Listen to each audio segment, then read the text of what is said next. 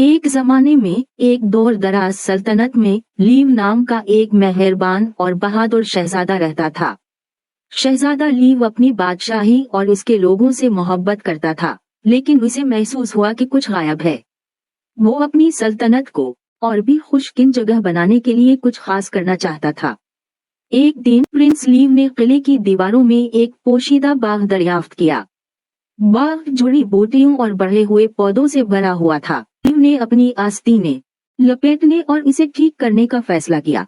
अपने भरोसेमंद घोड़े स्टारलाइट की मदद से प्रिंस लीव ने झाड़ियों को साफ करने और नए फूल लगाने के लिए सख्त मेहनत की।